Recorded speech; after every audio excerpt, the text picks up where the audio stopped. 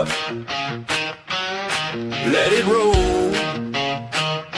Stars and stripes in my soul. Steel toes on, boots in the gravel. Heartland truth on every channel. Open Bible, flag on the wall. We say what we believe or we don't talk at all. This is red, white, and raise hell. Cowboy hat, church bell. Can't scare us into silence. We were born to rebel from the back road to the beltway. We won't fade, we won't fail. Proud, loud, standing tall. Red, white, and raise hell.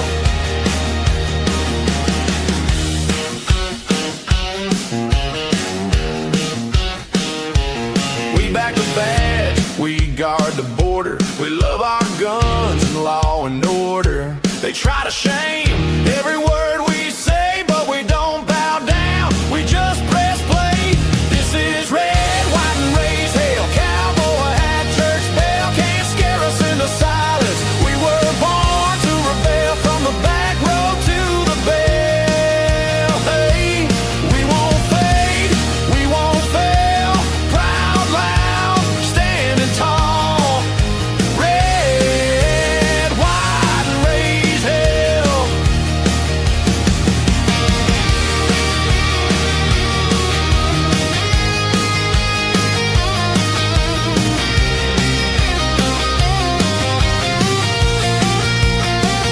You can cancel the show, but not the crowd. We're still here, still talking loud. Hand of the free on every spell.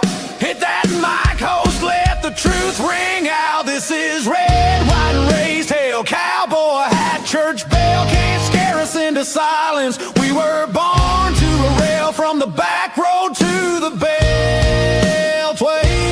We won't fade, we won't fail. Proud, loud, standing tall. Red, white, and raised hell.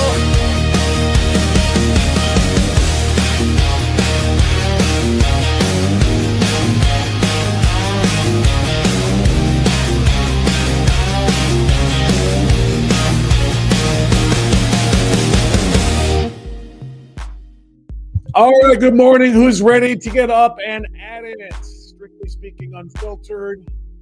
What is happening? Good Friday to you. Some like to call this a free-for-all Friday. I am among those some. Although we do have a couple of great guests today, so we're going to be a little bit busy. Take a look at the screen right now. You can see it. Brian Massie unveiled yesterday where we are, where we stand, where we're hanging with respect to the property tax ballot initiative. Can we get it on the November ballot and make it a constitutional amendment, getting rid of property taxes in the state of Ohio? Brian has been saying for months and months he's the only person in the state that knew the count of signatures. Yesterday, he revealed that to everybody. He will join us live coming up at 7:30, so about 22 minutes from now. 8 o'clock, we're going to check in with Hilary Jackson, who is the local chapter leader of Moms for Liberty. Moms for Liberty is one of the hate groups listed by the SPLC. Y'all remember what the SPLC stands for, right? Don't buy into that Southern Poverty Law Center stuff. The SPLC stands for Socialists Pushing Leftist Crap. Never forget that. We are ready to rock and roll, as I say. Hilary will talk to us about that at 8 o'clock. How does the Moms for Liberty group feel about the fact that they are being called a hate group by a group, the SPLC, that literally funds hate groups? That's not an overstatement. That's not an exaggeration. That's honestly, truly what is happening. So what is happening with you? Good morning. Brian Massie and Hilary Jackson, and a whole lot of crap coming from the Hill, basically, is where we are right now. And I'm just trying to make sure I have my commenter loaded here so that I can follow along. Dylan is off again today, a little bit under the weather, so I'm going to be trying to put these pieces together again. If I mute myself like I did yesterday for a few minutes, help me. Lord help me. It's a bear trying to put all of the pieces together, but we're going to do our best. We're going to do our best, and hopefully we will not be muted for any extended period of time.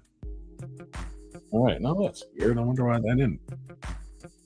I'm sorry. I'm just looking at some of my tools here, and one of them is the iPad, which was freshly charged overnight, but yet now appears to be dead. That's not cool. That's where I check out our comment section and see what's going on while we're doing the live show. Yeah, Free For All Friday. Anyway, that means when we are done with the interviews, I want to hear from you on the chat. I want to make it active and I want to make it lively, and I'm going to ask you to ask me questions. What is it that you would like me to address? Name a question, ask me anything, and we will do that together right here on Unfiltered on this Friday. And again, it is a Free For All Friday morning, so you pick out what you want to talk about. I'm going to talk right off the rip about what happened yesterday. What happened, technically, it was like late Wednesday, and then yesterday we became aware of it, not during our show, but after the fact. There was a push to pass the Save America Act by Senator John Kennedy from Louisiana that was basically a thinned down or a watered down version of the actual original Save America Act. And he tried to push that through when they were doing the late night vote-a-rama on late Wednesday night into early Thursday morning, and it failed. It failed because of 4 pieces of rhino trash, or maybe rhino crap is a better way to say it, from the Republican side. You know who those are. If you watch my social media, you saw this yesterday. And in fact, there we go again, just kind of going off the cuff here. I thought I just muted the music. Did I not mute the music? Oh, apparently not all the way. All right, there we go. But yeah, let me just go ahead and throw this up here. All of the best laid plans of mice and men, they often go awry, and that's what's about to happen right here, because I'm just deciding to do this on a moment's notice. I don't know. Unless you do what I do for a living, you may not really have an experience with this, but you ever try to repeat something that you've done, and say, here's what I said before, and it just loses all authenticity. That's basically what happened. So rather than repeat it, I'll just play it. So this is this is a when history This is a road rant that I did yesterday when I was in the truck in the late afternoon. I just I was thinking about it and I got wind of it, and so I went ahead and recorded and uploaded it last night.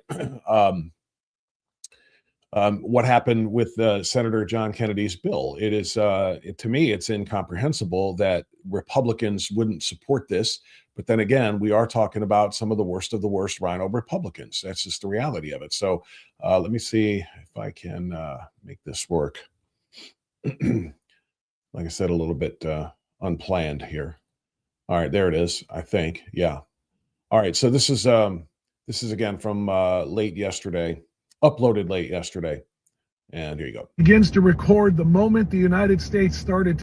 When history begins to record the moment the United States started to die, it's going to record this moment.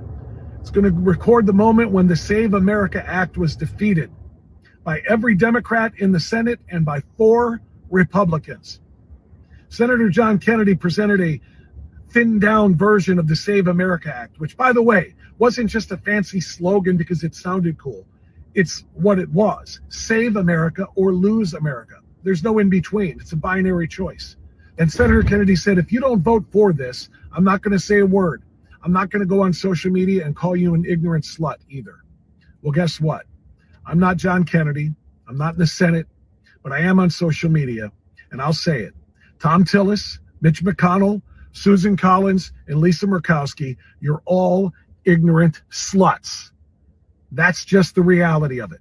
The American people deserve an electoral system in which only citizens get to vote, and that you can't vote in someone else's name. And to prove that, you need to show a photo identification. All of that is simple and common sense and practiced around the globe. So when history records that the United States began to die, this will be the moment. In the names of Tillis, McConnell, Murkowski, and Collins, along with that of every single Democrat, will be written that way. I hope that you don't get a moment's rest for all of eternity as you lie in your graves. And that was it. That's what I had to say, and I felt like needed to be said, especially since John, and that was a direct quote, by the way. John Kennedy said, I'm not going to say a word to you if you don't vote for this, if you vote down the Save America Act, to his fellow Republicans. He said, I will not go on social media and call you an ignorant slut. He said, that's not how I roll unless I'm pushed too far. Well, that's how I roll. Push too far or just far enough. And that was disgusting and repugnant, what happened in that vote-a-rama. It wouldn't have been the perfect bill. It wouldn't have been the perfect solution to election fraud in the United States, the kind that allowed 2020 to happen, the kind that allowed 2022 to happen as well, the midterms in which people like Carrie Lake were completely robbed of their electoral victories. The fraud is still real, and this wouldn't have been perfect, but it would have gone a lot further towards solving the issue just by photo identification, than not, obviously. So the details of that, let me see if I can pull this up for a second.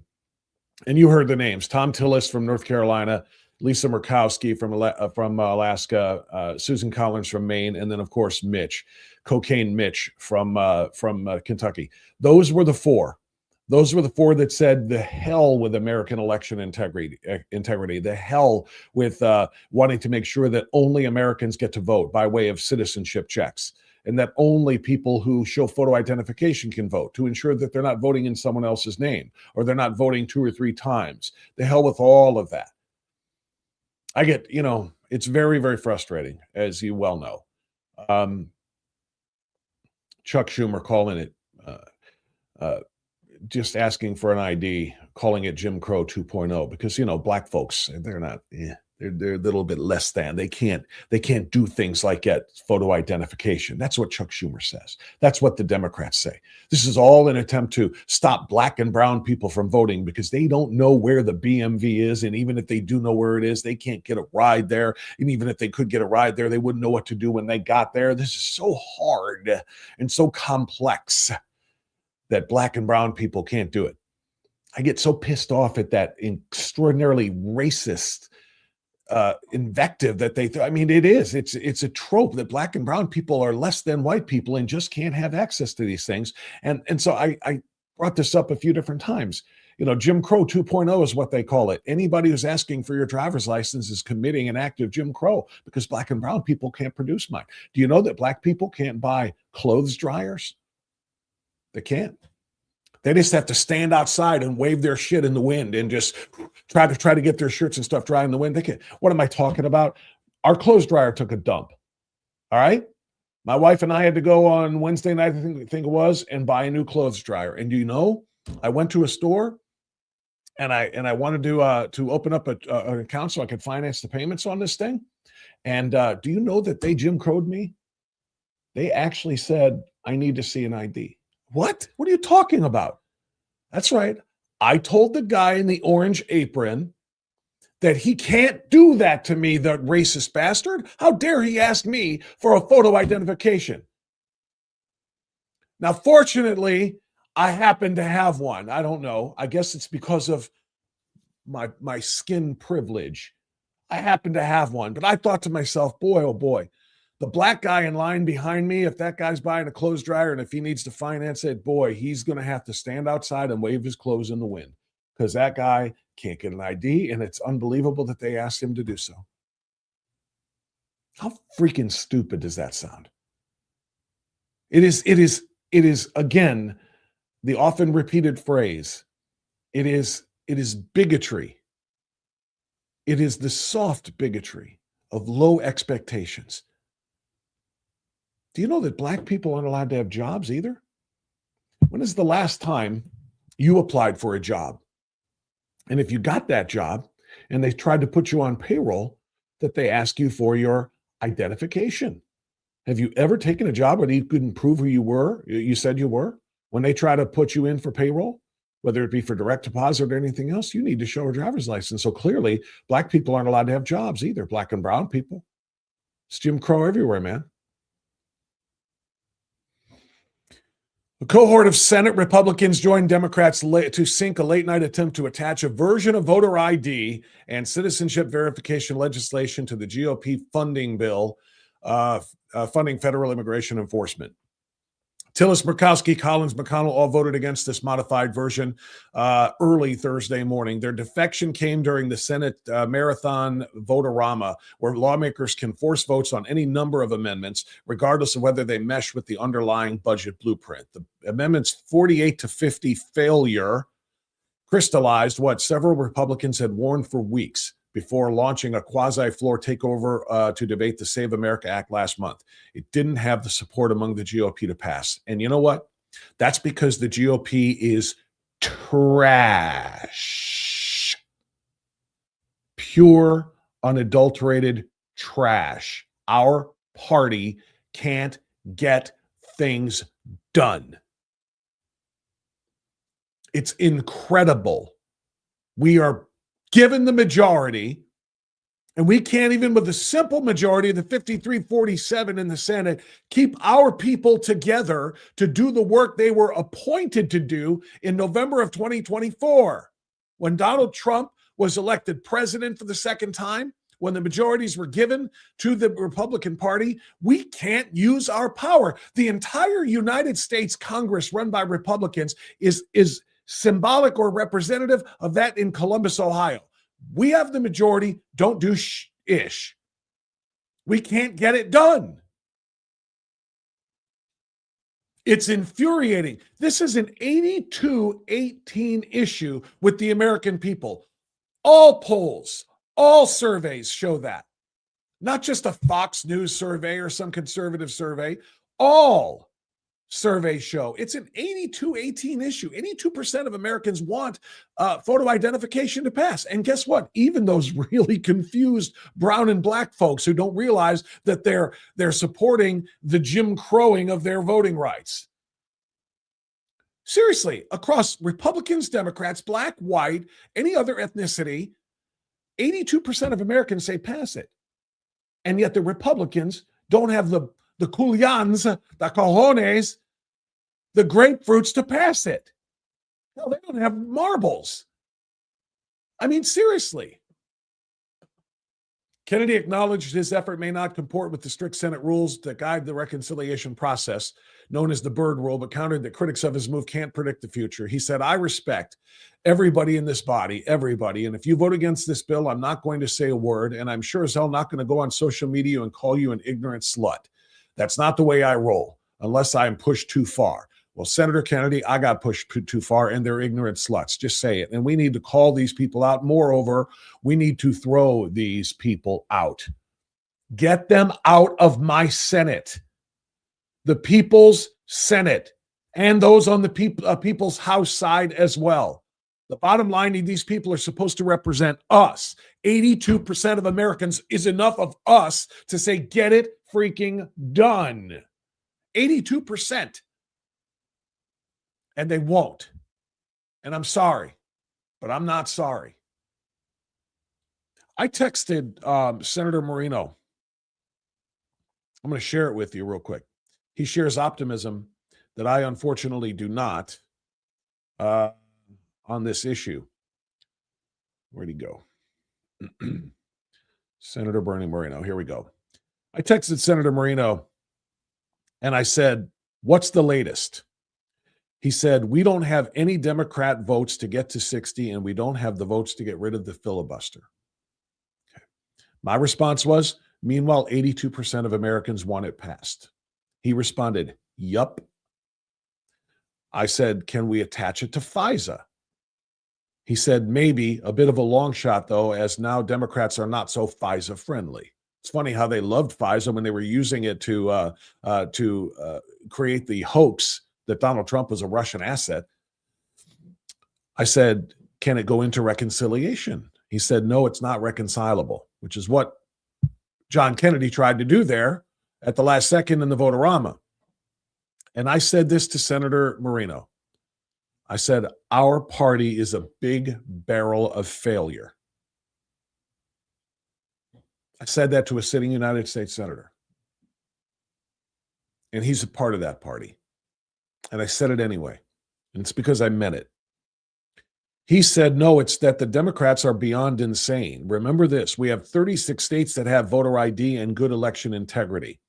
We are working on getting the other 14. If we get rid of the filibuster, the Democrats take over, we will have zero with voter integrity. Number one, if they take over, they're gonna nuke the filibuster anyway. Number two, I don't believe that 36 states have good voter ID laws and election integrity. I don't. Here's why. And I said, aren't we suing? Because we covered this story. Aren't we suing? The federal government is suing 29 states for not providing accurate voter rolls to prove that they're kept up to date. 29 states. That means we have only 21 that are actually complying with the order from the federal government. Show us your voter rolls so we can make sure that each individual state is indeed practicing voter integrity. And I said, I know the Democrats are insane, Senator, but at least they are unified. Our party is a crumbled, splintered mess. Far too many left-wing radicals wearing Republican badges. There's no reason we should not kill the filibuster now. They're going to do it next year, and everyone in this country knows it. We either do it now and save the country by passing everything that we need with simple majorities, or we are done forever. Senator Moreno said we will weed them out over the next 2 cycles. This is decades of neglect that has to be dealt with. And my response was the country will be lost within the next 2 cycles. And I meant every word of it. And of course I say all of those things with due respect to Senator Moreno, because I very much appreciate and applaud Senator Moreno for the job he's done in the Senate thus far. But we are in a bad, bad, bad place when we can't even get a simple majority to do that. Even if we had the simple majority rules now, apparently we just found out 4 Republicans hate this country so much they would rather let the Democrats take it over. Tillis, McConnell, Murkowski, and Collins. Absolutely repugnant, but that's the reality of the situation. All right. Speaking of those demonic Democrats, let me share this. Ilhan Omar, you're well aware of Ilhan Omar's situation, right? Jihad Omar, and yeah, that's what I call her. Sue me. Jihad Omar, along with her pal Sharia Tlaib, among the squad members. But Jihad Omar is the worst of the Muslim grifters in Congress. She came to Congress with next to nothing. She suddenly reported last year on her campaign finance reports. She reported being having a net worth, her and her husband, of over $30 million. Over $30 million. Immediately after Nick Shirley started to expose her state's fraud and corruption, Nick Shirley went up there and exposed everything in Minnesota, and then the spotlight kind of veered over from Minneapolis, St. Paul, and all of the fake leering centers and so forth, and went over, hey, there's your congresswoman over there. What's she all about? Wait, she has $30 million? She came into Congress a few years ago with about $30,000. What the hell? How'd she get $30 million? Salary's not that high. How'd she do it? And then they looked into the fake wine. Oh, look at that. She's got a winery online. It's a winery with no location, no bottles, no manufacturing, and no wine. And yet somehow she's worth over $30 million. What is her graft? What is she stealing? How is she stealing it? Suddenly, just literally this week, oh, you know what? It was an accounting error. Our net worth isn't $30 million. Our net worth is actually between $18,000 and $95,000. It was just an accounting error. You know, it's easy to do. You know, you forget to carry the one when you're balancing your checkbook and you're looking down here and, okay, looks like we got about $31 million. Oh, crap, I forgot to carry the one. We have $70,000. Wait, what? How does an elementary school student not know 30 million from 70,000? And I'm just picking a number between what they now claim is 18,000 net worth and 95,000. It's somewhere in that range. An elementary school student couldn't make that mistake. How the hell does a professional accountant make that kind of a mistake? Oh, it's just an accounting error. Well, she's being called out for it now, and rightfully so. And I want you to listen. Actually, this one is going to be not her. This one is going to be Hakeem Jeffries, the Senate or the House Minority Leader talking about the graft or being asked questions about the graft from the grifter, Ilhan Omar. Hi, Leader Jeffrey. It's good to see you. Just curious to get your thoughts on Ilhan Omar's financial disclosure. Does all of the scrutiny around that concern you at all, and does that warrant an official House ethics investigation? That issue has not been brought to my attention, but we do know that Ilhan Omar, who works hard on behalf of the people that she represents, she works hard on behalf of Somalians. You stupid son of a bitch. She works hard on behalf of the people she represents, and she has basically admitted it. Somalians, not American Somalians or Somali Americans, people in Somalia. Don't tell me she works hard, or at least clarify that she works hard on behalf of people in Somalia, just like the grifter in the Ohio House. What was his name? Mohammed something. He admitted on a call with Somali State TV that we are here and we are growing and we are working to wipe out the debt of Somalia. Here working in Ohio and working in Minnesota and other places. Don't tell me she's working hard on behalf of the people she represents unless you mean the people in Somalia. Minnesota is constantly under attack by right-wing conspiracy theorists. Well, what about Wait, Hack. Is their own accountant a right-wing conspiracy theorist? Are they themselves, Jihad Omar and her third husband? That's right, she's had 3 of them, one of them her brother. Are they conspiracy theorists? Because they're the ones who reported their finances, their net worth. They have to do that on the financial disclosure forms. Everybody in Congress has to. Their net worth, they reported as $30 million last year. They reported it. Now they are reporting themselves 18 to 95,000. How is that right-wing conspiracy theorist, you hack? Like net worth going from 30 million to now under 100,000. Do you believe that's truly an accounting error, as she alluded to? It's not an issue that I'm familiar with. Oh, you don't have a television, hack? You don't have a television? You're not familiar with that? You didn't see her press conference? You didn't see her addressing the issue yourself? This is why we get frustrated. This is why we get angry, particularly with leftists, but generally speaking, this is just unacceptable. It is unacceptable, and Hack Jeffries knows it, and I just want everybody to see it in real time. It is impossible to justify just about anything that these people do, but especially when they're, what's the old saying? Don't pee on my leg and tell me it's raining. These people are they're beyond anything. I'm failing to find words that I want to use here. I do have my guest in the green room, though, so I'm going to move on from that right now, but not before I tell you about our friend, Mark King. Hey, I want you to know that if you're a Medicare recipient, Mark King has got your back. Mark King has been helping people sign up for Medicare and make the right choices on the coverage that they need for what their personal medical history and medical conditions are for nearly 40 years. He takes that, which is very confusing to a lot of people, very complex, and makes it simple. Hence the name of the business and the website, keepingmedicaresimple.com. Mark is going to help you out whether it's annual enrollment season or not. If you turn 65, or you're going to turn 65 this year and you can age into Medicare for the first time, you need to call Mark King. Learn about what is available to you in Northeast Ohio. It's different region by region, what Medicare is available.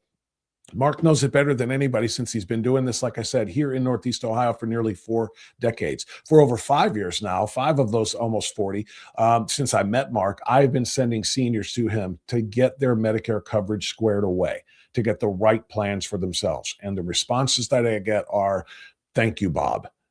Mark made it simple, and we're saving money now. I have better coverage and a plan that costs me less. Call Mark for yourself, 440-832-8936,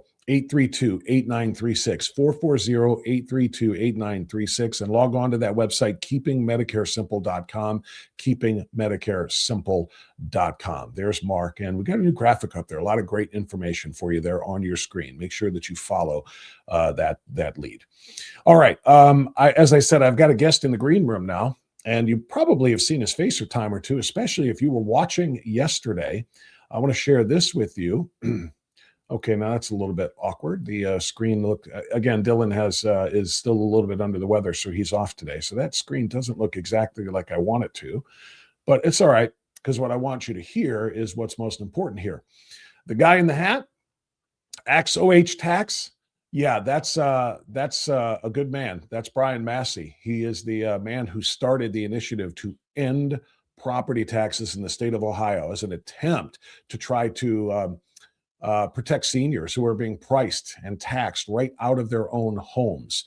And so he sponsored and started this statewide movement to get enough signatures on the ballot to make it a constitutional amendment, ending property taxes. Basically, kind of figuring, look, we can't trust the Ohio House to do this. Our legislators aren't doing what needs to be done for the property owners in the state, so we're going to have to do it ourselves. Well, yesterday, Brian revealed where we stand on the signature count. For months and months and months now, he has mentioned that he is the only person in the state that knows the true count of where we are signature collection wise. Yesterday, he let all of us in behind the curtain and told us. Here we go. We need 413,488 valid signatures by July 1st to secure a place on the November 2026 ballot. We have currently 305,000 signatures. Our minimum goal is 620,000. We are on a pace to reach the 413,000, but not our minimum goal of 620,000. That was the news yesterday, shared by Brian Massie at a press conference, about this. And I got to tell you, as soon as I saw it, I said, I've got to talk to Brian Massie, and we got to find out where things are headed. We know where they are, but where are they headed? So I reached out to him last night and asked him to come on, and lo and behold, there he is. Brian Massie joining us now here on Strictly Speaking Unfiltered. Brian, good morning. Good morning. Thank you so much for the opportunity, Bob. I sincerely appreciate it. Of course. I've been a supporter of this. I've been trying to tell people, in fact, in my newsletter every week, or not every single week, but multiple weeks, I have put out a link there to axohiotax.com, place where people can find to sign the petitions. So I've been supportive of this from the beginning. I have battled with Jerry Serino and some of the others in Columbus who have expressed hesitancy on such an issue, getting this on the agenda and amending the Constitution. So I'm on your side, Brian. Please know that from the beginning. But I have to tell you, I was surprised yesterday. I thought the reason you called the press conference is because you were going to say we're there. We've got the 413,000, and now we want to pad that for 2 months, like you said, up to 620. When I heard that number, 305, I'm not going to lie, I was disappointed. What about you? Well, no matter what I said, we're going to disappoint some people. If I said we had, 1 million signatures, we'd disappoint our legislators. Not that I care about what they think, but if I said 200,000, I would disappoint, some of our people collecting signatures. So I just tried to, and the reason that I revealed the numbers is that I was asked by our zone leaders who had heard from many of their circulators that they want to know where they're at. So I said, okay, if you want to know where we're at, here's where we're at. And in order to get to the 620, we're going to have to change our MO and do something different. And that's why it was sort of a call to action for the citizens of the state of Ohio to help us out. But I wanted to let everyone know, if we don't get it on this November 2026 ballot, I mean, if we get, let's say we end up with 430,000 signatures. The committee is going to make a decision. Do we turn those 430,000 in and risk losing all of those if we don't get to the 413,000 number? I dare say we probably would hold off and continue to collect to get it on the November 2027 ballot. So this it was a matter of trying to get the truth out, to the people, so that they know where we're at. I could have waited till the middle of June and told everyone, but the circulators are telling me that they want to know so that they know whether or not it is reasonable to keep collecting signatures. So I was doing it Reasonable to, position. That's a reasonable position, Brian. And I don't disagree with those who asked you to reveal the number. I think it was the right thing to do. In fact, maybe a month ago would have been the right thing. I don't know, because I I honestly thought that we would be much further ahead. And so I didn't feel a sense of urgency, even though I continued to, on this broadcast, on my live stream and in my newsletter, telling Ohioans, thousands of Ohioans, to support this. I kind of felt like we probably have this in the bag. We've been collecting for how long now? How many months? Over a year, obviously. But so it's been over a year. something like that, whatever. So almost a year Mhm. and a half. I kind of felt like we're probably good. And so, I didn't feel a sense of urgency. Now that I know that we're 100,000 plus short of the actual required amount and about halfway to the total goal, like you said, to account for invalid signatures. Now, people need to put their foot on the gas. People need to get to that website. People need to print the petitions, as you told people yesterday in the press conference.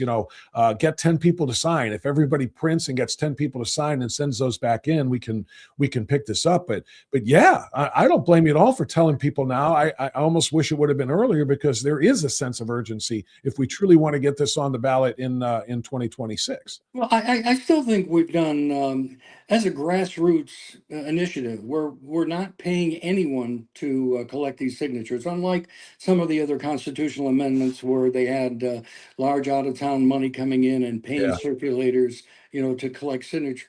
This has been a grassroots where it has cost people to collect signatures, and a lot of time has been put in by thousands of people, and I appreciate all the effort.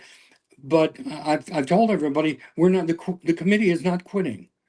We're not stopping, and we're not discouraged to say, oh my gosh, I wish we were at 620 and I wish we were at 1 million. But it is what it is. So if people want to save freedom and liberty, this is more than a dollar and cent issue. As I've come to tell people, private property ownership is really the foundation of our freedom and liberty. If we don't have that, and I believe we're going to lose it unless we start pushing back against our state legislators, who obviously are not looking out for the best interest of their constituents. No, they're not. And I concur. I think Ron DeSantis is the one who crystallized it best for me, even though it's another state. But he said it. He said it is impossible to comprehend and impossible to justify the fact that we actually, even after we finish paying off our home, we have to pay rent to the government. We have to lease our homes. We are technically don't have our own private property ownership. We are leasing it from the government because they have, according to the law, they have the ability and the right to take it away from us, to literally, even though we bought it with our own money and we own it and we have the deed to it, they can take it away from us unless we pay them their rent. It's almost a mafia game. You gotta pay the bosses, or else you don't get to operate in their, and live in their borough. Yeah, and as I continue to pull back the curtain on the actual calculations of the whole property tax, when they deal with inside, outside millage, House Bill 920, 20 mil floor, continuous levies, it's all just a scam. I've said all along, honesty, integrity, and transparencies are key to good governance, and we don't have that in the state of Ohio. We're not. The only thing that we're number one in the country, in the state of Ohio, is funding for public libraries. As I mentioned yesterday, that up until this last current budget cycle, the state legislators have been spending more money on the public libraries than they have for the local government funds, which covers the police and fire. So And we That's made some progress on that, by the way, because I was hammering that last year on the radio side of things, and I had Bill Romer on, and I just had him on again last month to get an Mhm. update. And finally they did at least take it from being a percent. For whatever reason, they decided that the library system was so important that it got its own percentage of the budget. So when the budget went up, their funding went up rather than being a straight line item. Now it is a straight line item for library funding, but it is still exorbitant compared to just about every other state, particularly every other state of our size. A complete waste of resources. And that doesn't mean the libraries are a waste in general, but the number of districts, libraries, districts that we have in this state, it is ridiculous. It almost feels like there's a laundering scheme going on, because why else would so many public libraries be getting so much money in well, this state but not in what others? we also see, and again, I'm not anti-libraries, but I just see Same.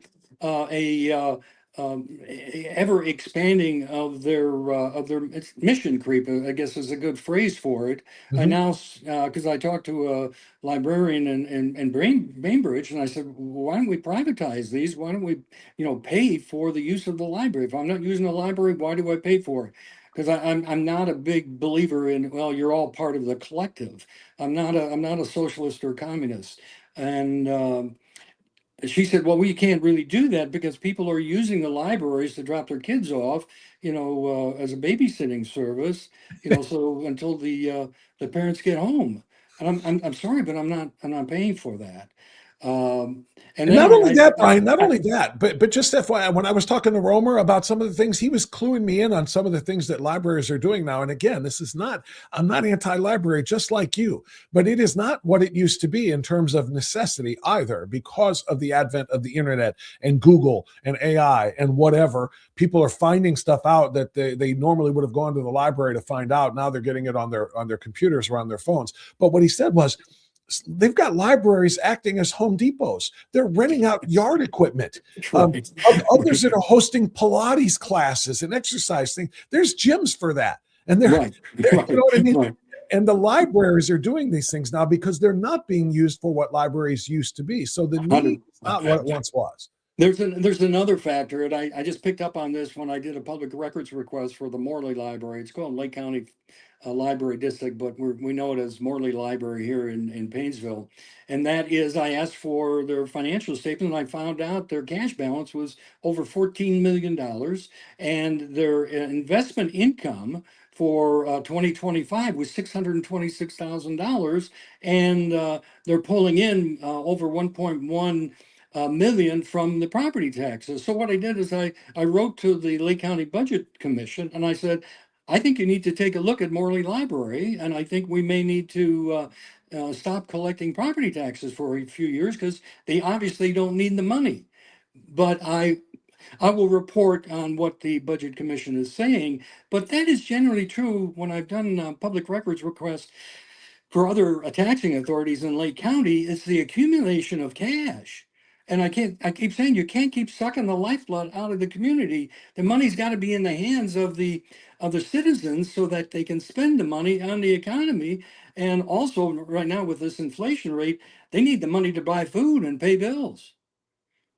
Well, you're right about that. And Brian, the library is one of the focuses here, but we need to talk about some of the other ones as well. Obviously, what the legislators in Columbus are saying is, we can't do this. It's irresponsible because of all of the other things. Local governments rely on these property taxes. Local government, county government, here in Lorain County where I live, they want to build a new jail because the one that they have is literally falling apart. They're never going to have a chance to do that if property taxes are wiped out because it's going to shrink budgets everywhere.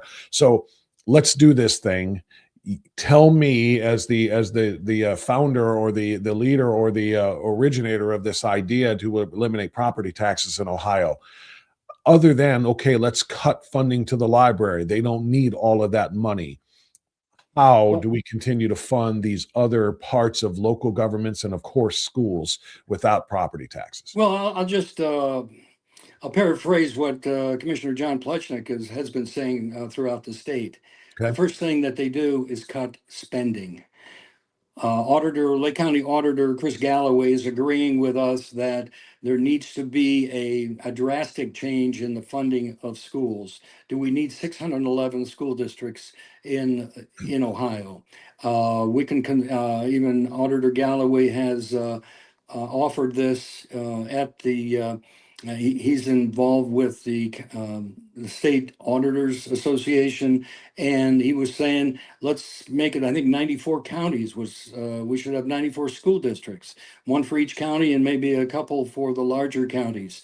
And I'm also saying that is the role of government to be in the business of property valuations. If you can eliminate the property tax, how many dollars do you think we're going to save by not paying third-party appraisers? In Lake County, we paid $1.8 million to a third-party appraiser during the last sexennial revaluation. And I dare say that we could save a lot of money at the state level if we did not have the property taxes. How many people are hired because of the property taxes?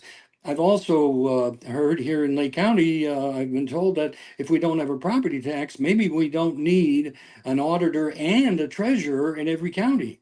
So this is a matter of, I guess, for lack of a better term, we need to doge the whole system because the public sector has outgrown the private sector's ability to pay for services. Now, if we don't get this on the November 2026 ballot, maybe that will help our legislators to say, okay, well, we've got another year to solve some of these problems and address it once and for all, as opposed to saying, we're not going to do anything because we're really quite satisfied and our donor base wants it to stay the way it is. It's not acceptable.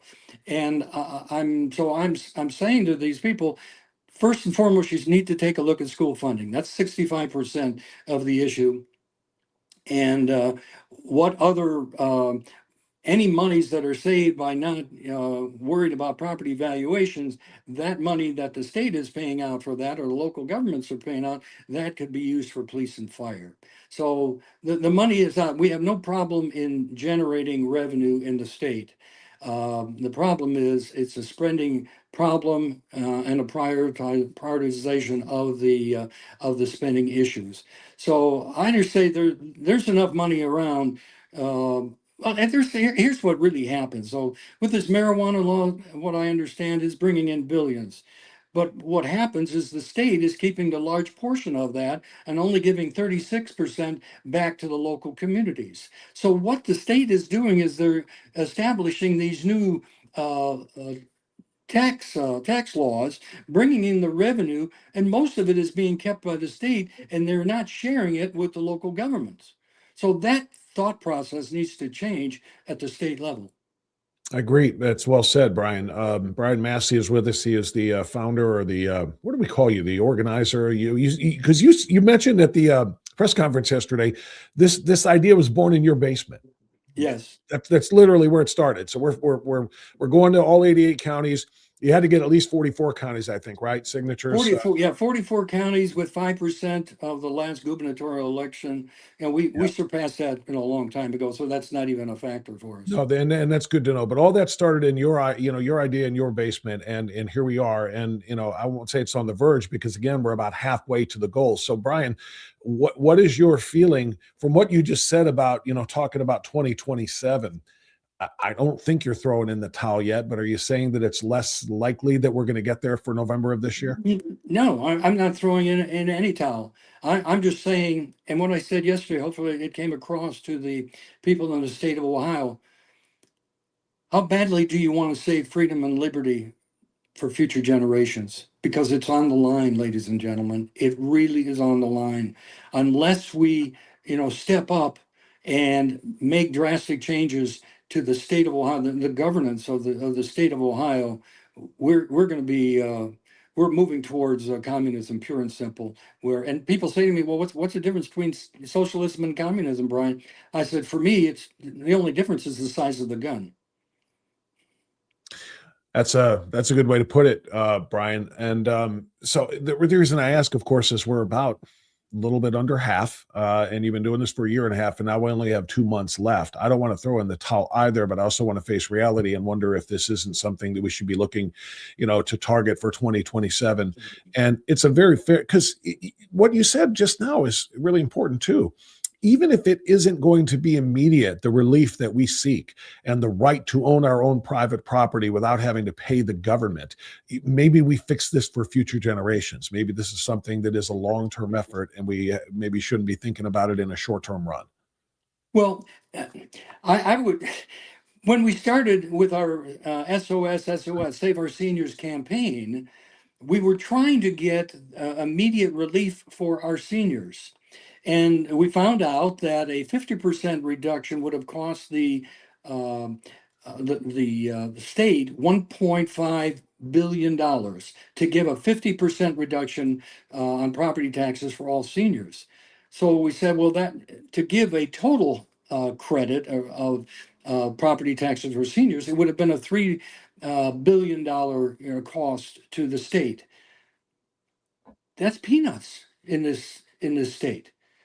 But they're not willing to do carve-outs for seniors. So that's when we determine that, and when they have the attitude of, if a senior can't afford their property taxes, they should sell their home and move into an apartment. That's not acceptable to us. And what I don't want to have happen is the state say, well, we're going to solve the housing shortage because we're going to build affordable housing, which is similar to what they're doing over in Spain. And that's another thing that I've been telling people. If you want to see what's going to happen to the United States, just look at what's happening to Europe, because it's foreshadowing what is going to happen here. And I'm trying to tell people, wake up. If your only problem in life right now is that your favorite team is down by 10 at halftime, you're part of the problem.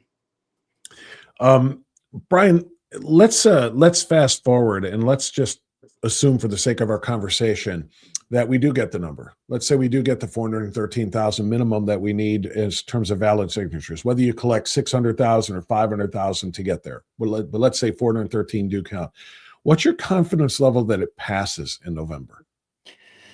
We don't have the money for a poll, but I understand there have been several polls taken, and I have been told anything over 60%, and it has been anywhere from 60 to 70% of the people would vote to abolish property taxes.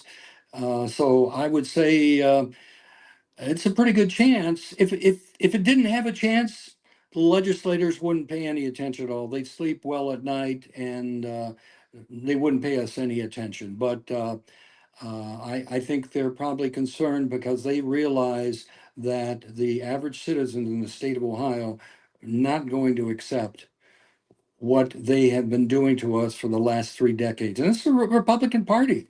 They can look at that and look at themselves in the mirror and say, what have I done for the state?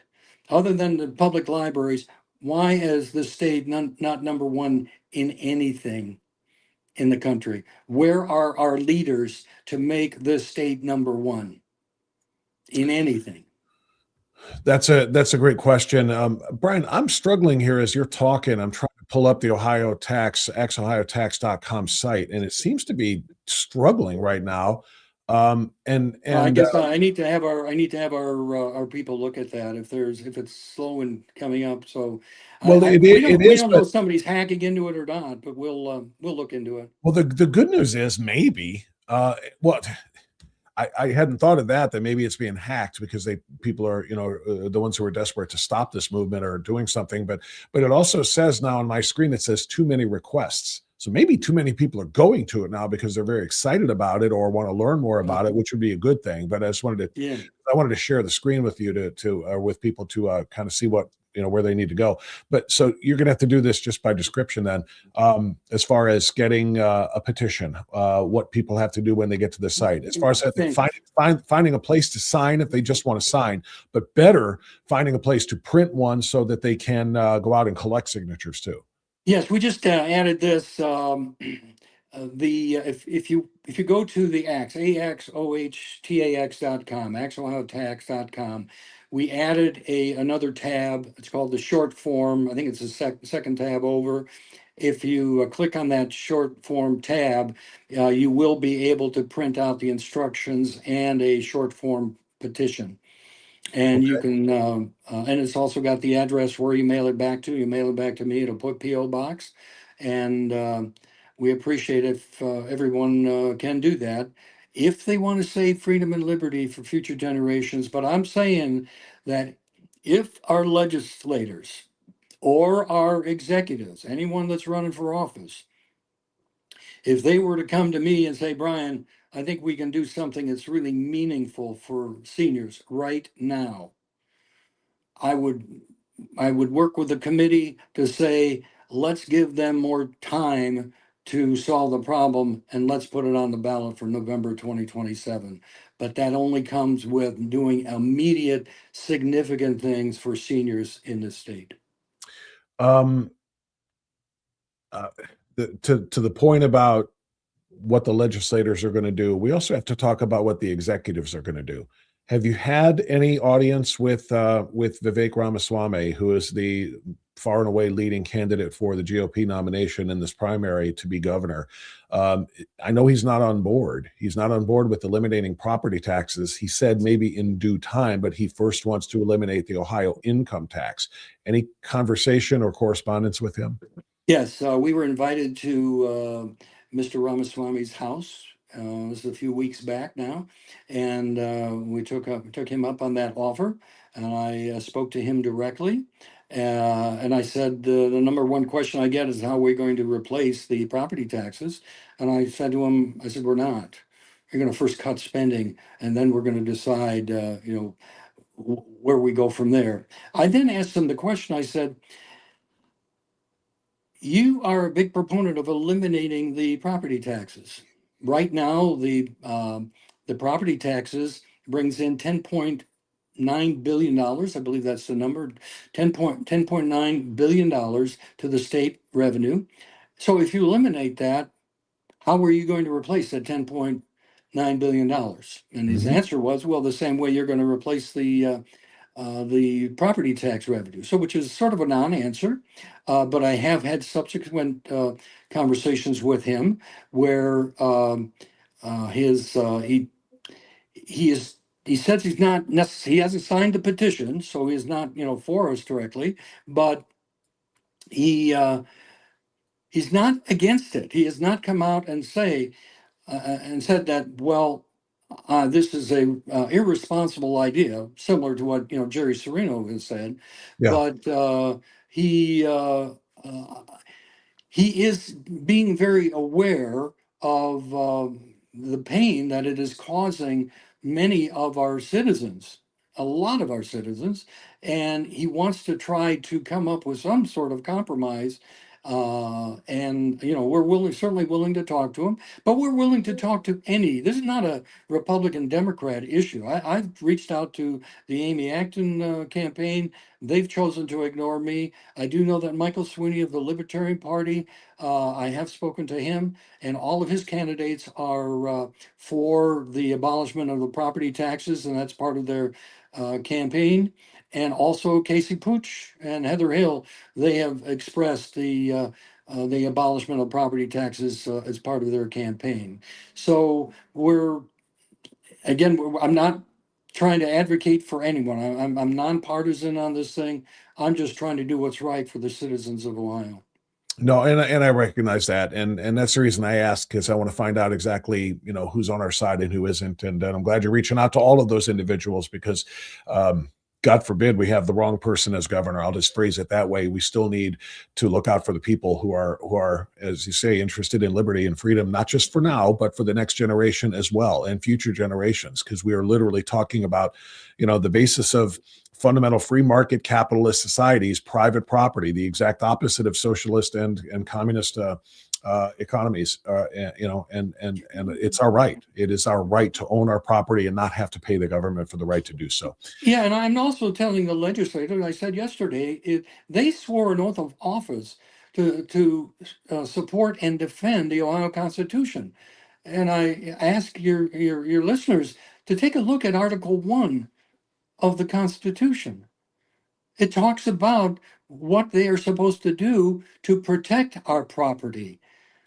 And also, I ask your listeners to take a look at Article 6, Section 2 of the Ohio Constitution, where it clearly states that the state is responsible for the funding of public schools, and they're not doing it. And I should also call out the judiciary. They have failed the citizens with the DeRolf case, I think back in '76, where they said it was unconstitutional, but they did nothing about it. Many times since then, too. That was the first time, and many times since then, and they have not done anything to enforce that reality. That's exactly right. Brian, as you can see on the screen, if you're watching it, I was able to finally get the website up, xohtax.com, and there's the short form. I'm just going to click that real quick so people can see what we're talking about. There's short form petition to abolish the property tax. You've got a video there, and then right there it says download the short form petition with directions right there, and there it is.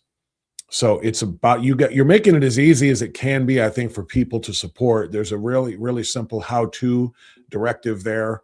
And I hope people will do this. I hope people who are interested in that freedom and liberty, as you talked about, will go there and play their role and be a part of this and get the number of signatures we need, whether it be for 2026 or 2027. But there it is. People can print that out, get 10 names on it, 10 addresses and signatures, and submit these things and send them back. So all of you guys made it very, very almost idiot proof if people truly are dedicated to wanting to play a role here. Very good, Bob. I sincerely appreciate the opportunity. Thank you so much, and I'll keep you posted, Bob, on our progress if you wish. I certainly do wish, Brian. Thanks very much for that.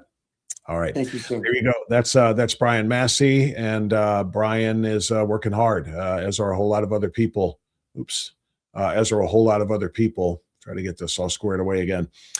On behalf of homeowners, and in particular, as you all well know, senior citizen homeowners, the ones who don't get a raise in pay to compensate for the raise in their property taxes, right? Fixed incomes are fixed incomes. The Social Security rate is the Social Security rate. The pension is the pension. You're not getting more. Suddenly, your costs go up. Your fixed cost goes up on your mortgage, or on your not your mortgage, your property tax. And what are you forced to do? You're 77. You got to go back out and get a part-time job to pay for that. You're going to be able to do that? Not a lot of people can do that. Not a lot of people want to do that. Not a lot of people should have to do that. In fact, 0 people should have to do that. And I don't think that's an overstatement. It is completely unjustified for the state to make people do that. All to reside in the property that they themselves have bought and paid for so many years. All right, I'm going to get a quick time out. I've got another guest coming up here, but I want to tell you about Charlie's Auto Repair. Peep the new graphic Chuck. The politically incorrect mechanic, our friend Charlie, is now a foundational sponsor of Strictly Speaking Unfiltered. And you know what Charlie is all about. And you also know what it's like to be just a regular old car owner. The check engine light pops on. What do? You ignore it, pretend you don't see it, because you know that little light on your dash means money. You're going to have to pay to have whatever is causing that to come on repaired. I have one guy tell me, I just want somebody to disable all of those lights. And I would rather just drive on where ignorance is bliss than actually have to go address these things. But that dashboard light comes on, you don't even want to deal with it. So here's how you deal with it. You call Charlie Kalani at Charlie's Auto Repair in Lakewood. Charlie is one of those rare guys in the repair world who knows his stuff, including those, tricky electronics issues that stump a lot of people in the business, because they're normally just dealing with mechanic issues rather than computer issues, which is what a modern car is. But the best part about Charlie is he's honest. All right. I can tell you that. I've known him for many years now, and he's a rare bird in this industry. He'll tell you what's wrong and what's not wrong, and he will not replace parts that you don't need. He works on all cars and light trucks, routine maintenance, get your oil changed there, your tire rotations, those kinds of things, top off the fluids, to the big stuff. Full engine rebuilds, transmissions as well. Got an e-check coming up. Charlie will repair that the right way. And many times you'll get your car back with the past e-check. Call, as you can see on your screen right now, 216-470-0170. And if you are, Charlie's a patriot. That's why that flag flies over his business. If you're a first responder, a military member, a veteran, or a concealed carry license holder, you get 10% off your services at Charlie's Auto Repair in Lakewood. Like I said, Charlie is MAGA. So what's the best thing you can do when you have a MAGA mechanic or auto technician? Simple. You let him make your car great again. Charlie's Auto Repair in Lakewood. Thank you, Charlie, for being a foundational sponsor of this live stream and podcast. Okay, I do believe my next guest is waiting in the green room right now. So just a brief little introduction of her. You've heard of her already, and you also know about her organization. She is the chapter leader here in Northeast Ohio of M4L, which is Moms for Liberty. Now, if you don't know much about Moms for Liberty, well, you've been buried for a while. You should pull your head out because it's a very important conservative organization centered on family values and parental rights, most of all. And it's also a hate group, according to the SPLC, which some people call the Southern Poverty Law Center, and I call Socialists Pushing Leftist Crap. The SPLC says Moms for Liberty is a hate group. And now the SPLC has been indicted for funding hate groups. You can't make this stuff up. Anyway, I said I wanted to find out from Hilary Jackson how she feels about Moms for Liberty being on that group and what she thinks, or on that list, I should say, and what she thinks about the SPLC indictment. So let's bring her to the stage right now. Hilary Jackson, Moms for Liberty. Good morning, Hilary. Good morning, Bob. How are you? I'm good, thanks. Well, I'm okay, thanks. I was disappointed yesterday. I'm sure you followed because you've been working as kind of a correspondent for Ohio Political News. So you saw what happened yesterday, and I know you were there at Brian Massie's reveal. Any thoughts on the property tax issue and where we are on the petition? Well, I feel like I've been finding myself saying we get the government we deserve. So, we can't complain about property taxes if we're not, if every single one of us isn't printing a petition and getting at least 10 signatures. So, if you own a home, if you feel like you're being taxed out, complaining about it isn't enough, print out the petition, go get 10 signatures, and I'll pay for the stamp. Mail it back to Brian and get it done. Our future generations deserve so much better than the government we've given them as of now. So let's get it done. Yeah, that's a fair way to say that. And you can't complain unless you do something. And the bare minimum is to sign. Find a place to sign. You go to that website, xohtax.com, and you can find places to sign as well. But yeah, even better if you would actually participate in this thing and get the signatures. All right. So Hilary, the reason I reached out is, SPLC, Socialists Pushing Leftist Crap, indicted for funding hate groups, including the Klan, including neo-Nazi groups, including the Unite the Right group that was engaged in that battle with Antifa, which was also funded by leftist organizations. So two different leftist groups funded two different hate groups, the Unite the Right group and the Antifa group, to get them to fight and cause chaos so that they can then condemn the Unite the Right side that they actually funded. So the SPLC is in a very precarious situation now. And as I introduced, they get to decide who the hate groups are in the minds of millions of Americans. And they have said, you, Hilary, represent one of those hate groups, Moms for Liberty. What's your reaction to all that? I think I'm in great company. I mean, if you look at that list of the hate group, Center of Christian Virtue is on there, Turning Point's on there. That's the list I want to be on. The list I don't want to be on is the list that Kash Patel has. The KKK, the socialist, the Socialist Group of America, the group, the sponsors, or the group that the SPLC has been sponsoring. That's the list I don't want to be on. So, I'm honored if being a parental rights advocate, not wanting to co-parent with the government, if that makes me a hate group, call me whatever you want to call me. Yeah, Moms for Liberty jumped all over this. As you can see, that's the homepage of the national page, not momsforliberty.org, SPLC exposed. And this and and you're of course right. this is a badge of honor. Charlie Kirk said that when Turning Point was added to the list last year. Charlie Kirk and his team go out there and engage people in civil dialogue and debate and discussion and try to preach the virtues of Christ, and suddenly that makes them a hate group. And he said, look, if we're not doing our job, or if we're doing our jobs, we're going to be on their hate list, because this is what they despise.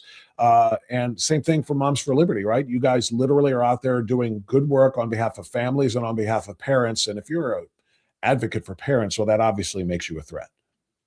Well, yeah, I mean, the Biden administration said that we were domestic terrorists for coming and speaking out to protect our kids during COVID. So yeah, I mean, again, it is a badge of honor. Again,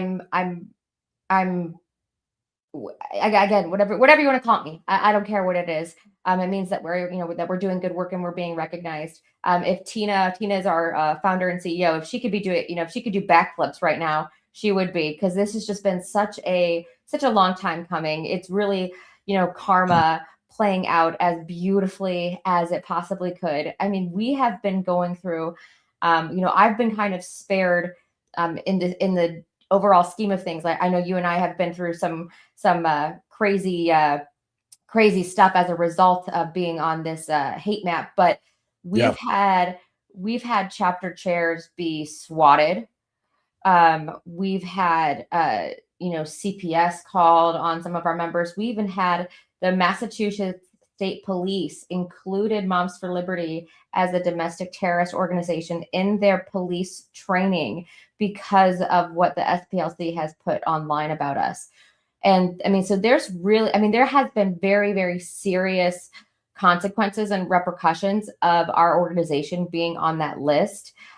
So this is the vindication that we've been praying for, honestly, as an organization. And I'm sure obviously Turning Point and other groups, they feel the same way. I feel like we should just be like having a party or something, because this really is. It's just like, finally,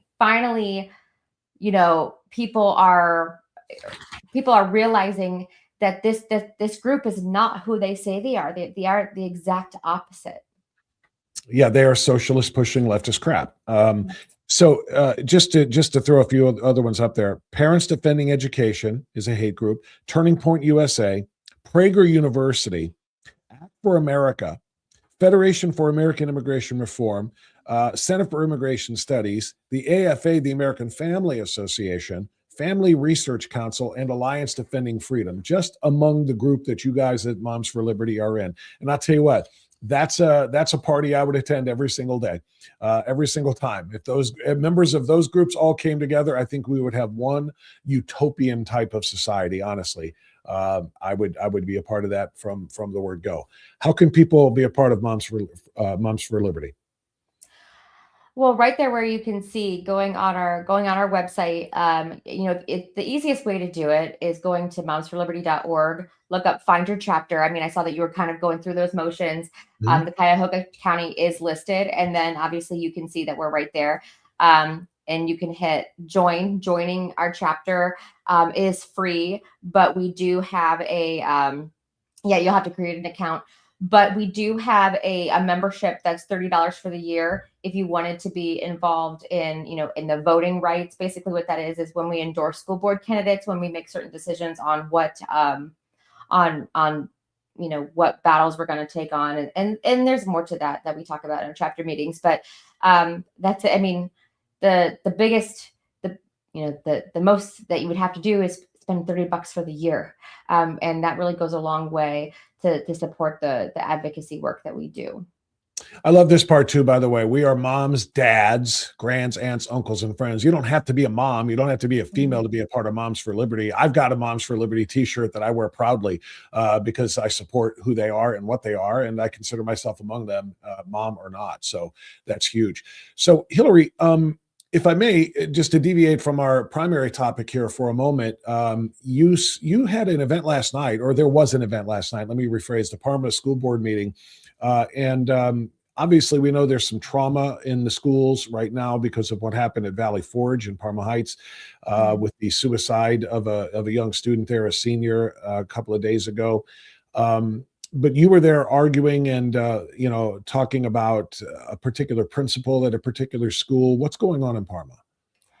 What isn't going on in Parma? I mean, this poor community has just been through so much, and honestly, a lot of it is, again, you get the government you deserve. A lot of the times we don't realize the importance and the magnitude of the decisions that the school board or even the city council they get to make until they've already done it, and then the community reaps the consequences.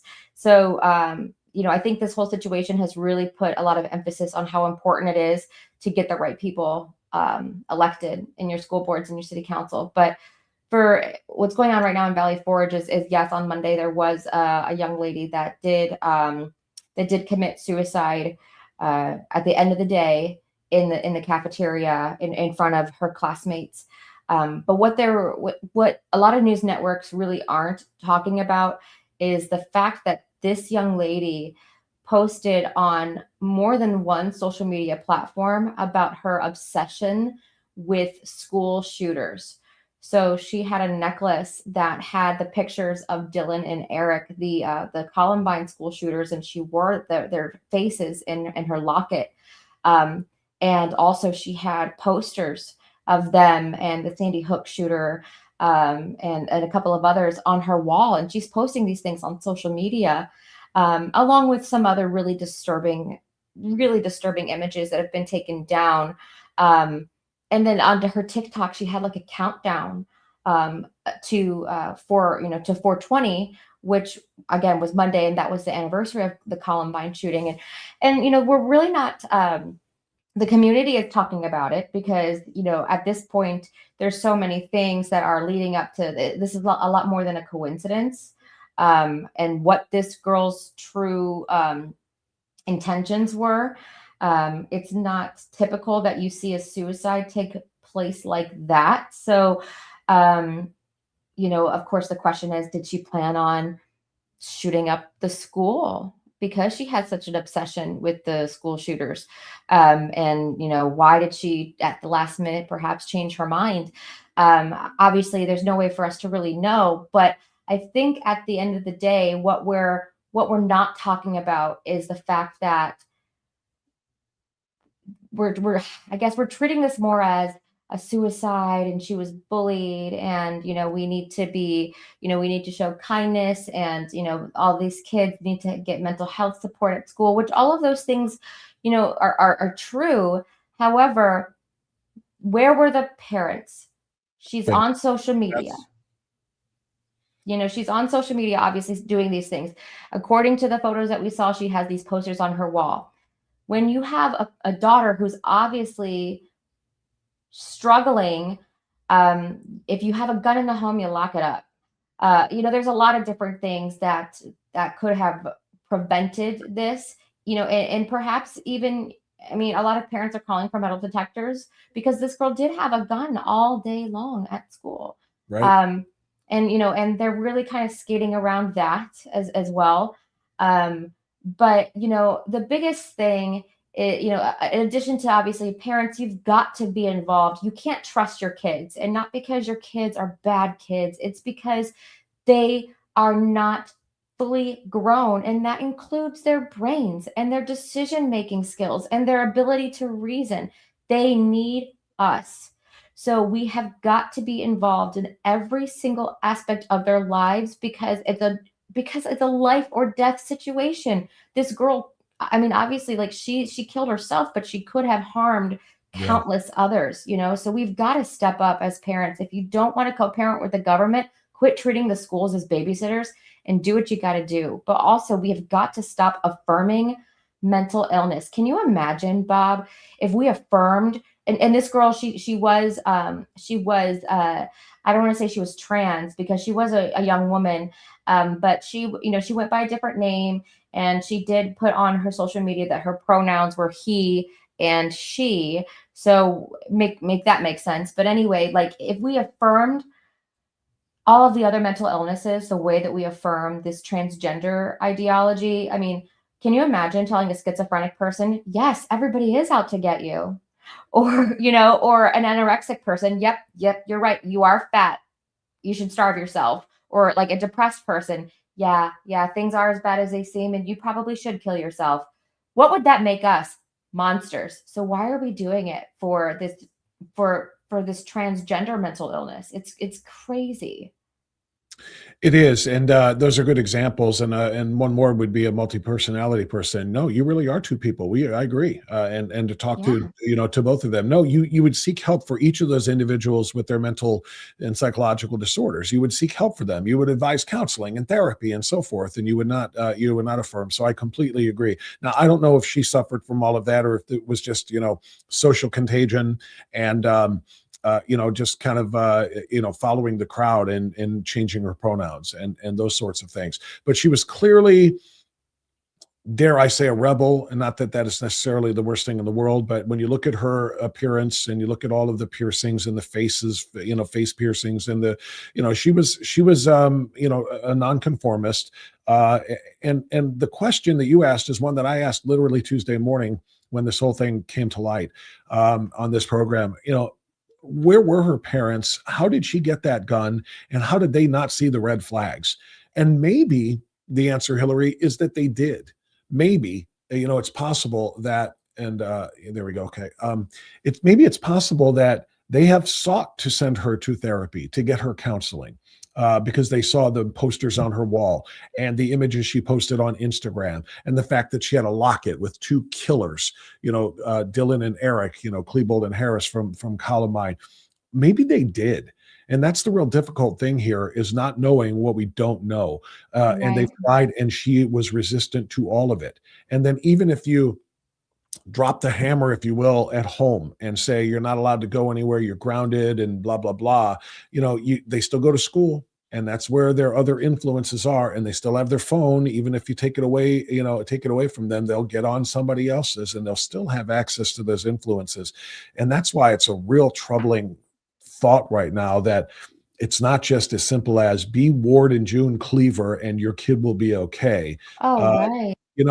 Because some kids are being influenced by people outside of their parents. Yeah. Well, and obviously, I hope that they did love their child enough to do all of those things. And, and we see so many situations where that is the case. Sometimes parents do absolutely everything that they can. And I think that this is, the beginning of a further conversation and a bigger situation where, perhaps we should start talking about bringing back mental institutions in our country, because the only other option this family would have would be to send her back to school, or to, to homeschool her, or have some sort of option. But sometimes when both parents have to work because their property taxes are too damn high, they don't have any other, right? But they don't have any other option but to put their kid in public school. And, if we did have mental institutions, something available where, this girl could have gone instead, that could have been an option instead of putting her out in society. Because unfortunately, there are some people who are just so disturbed that they should not be out in society. And it seems like this, even though she was so young, she was obviously no exception to that. Well, for now too, and to be completely fair, she didn't harm anybody else. She did just harm herself. And it's natural, which is what I said on Tuesday as well. And you're saying today, it's natural to think, man, if she idolized those Columbine shooters as much as she did, did she really have intentions of killing a whole bunch of other people there in addition to herself? Maybe she didn't. Maybe this was always just her planned suicide, but she was going to do it in front of the school, as many people as she could. Maybe that was the case. So I don't want to presume, and I don't want to, I don't want to either. But at the same time, though, Bob, she harmed those kids psychologically. All of those children that had to witness that, they're not okay. So, are they still here? Absolutely. And I am very grateful. And I know a lot of the, obviously the parents and the community, they are very grateful that nobody else was physically harmed, but the trauma that these kids are suffering, especially these seniors, this is how they have to finish out their high school career. They're too afraid to go back to school. That was the big issue last night in the meeting, is that The kids are afraid to go back to school, and that there really wasn't anything that the school put in place that was different than what was there before. So it was hard for these parents to hear, yep, it's safe to come back to school. I heard them talking about not only metal detectors, but like clear book bags only, so people can see Yeah. And what's- that was coming from, that was coming from the parents. Like the parents are saying like, hey, we would be okay if for the rest of the year, no book bags or clear book bags or something. I mean, the parents are telling the school board what would, for lack of a better term, what would pacify them in the meantime until, something grander Or a like better metal program. detectors. Yeah. Right. But the super, that I guess he wasn't considerate of those things. And that's where the meeting really got heated last night, because again, the problem is that we're putting the burden is being put on the kids. Okay. Don't be a bully, be nice to everybody, be accepting and loving, and these things won't happen. And frankly, Bob, I think that's BS. Obviously you should be kind to everybody, but these kids are pissed. These kids are furious that there was not anything set in place for that girl to get help, because supposedly she was asking for help in a number of different ways, and there was nothing that was available or that was able to help her. But also, this girl had a gun all day long at school. So these kids, they're not sad. They don't feel that they should have done anything different. They're pissed that the adults and the system that is supposed to keep them safe failed them. And now somebody is dead and countless others are traumatized. So I think that the school board and the school and the administrators, they're a little tone deaf. They're not exactly reading the room on what these kids are experiencing. Like we can't treat this because of the circumstances, around. And unfortunately, that does include her social media posts, and we can, we're left to speculate, but that people are taking that into consideration, and that is playing a part of the temperature that that was in that room last night. And it's a fine line. How can you ignore it without speculating, but also addressing the reality of what these kids are actually feeling? Yeah, no, it's a great point, and we don't know. And those social media posts, are so disturbing to see, and makes you wonder: are the parents looking at the social media? And of course, we talked about it. Are they looking at our bedroom walls and the things that are being displayed there? And what does that mean? It's 27 years ago. Not everybody knows a lot about Columbine. Maybe they don't know, but parents need. I've said this, Hilary, and we'll wrap here, and I'll give you the last word. But I've said this many times. If you don't know who your kids' influences are, then you're not one of them. That's the bottom line. If a parent doesn't know which online pages their kids have and which individuals they're talking with and are telling them and talking to them about gender or about anything else for that matter, but particularly the disturbing, dark fascination with school shooters like this and so forth. If you don't know who's influencing your kids, you are clearly not. And I think that's something that I hope every parent really takes to heart. Yeah, absolutely. You can't be their friend. They don't need you to be their friend. They need you to protect them. Your children are yours to protect. God gives them to you on loan for 18 years, and you have to go through their phone, know who their friends are, know who their friends' parents are. That's your job as a parent. Go through their bedrooms, and I posted that a few days ago, and honestly, the majority of parents, Bob, really, really agreed. And, because they understand that maybe if these parents did, assuming that they didn't, that maybe something could have changed. But I was surprised that there was one parent that did comment saying, well, I want my kids to be able to tell me anything. Well, of course. But she mentioned, if they're going to drink, I'd rather them do it at the house. Yeah. Or if they're going to smoke weed, I'd rather them do it here. Well, you are part of the problem.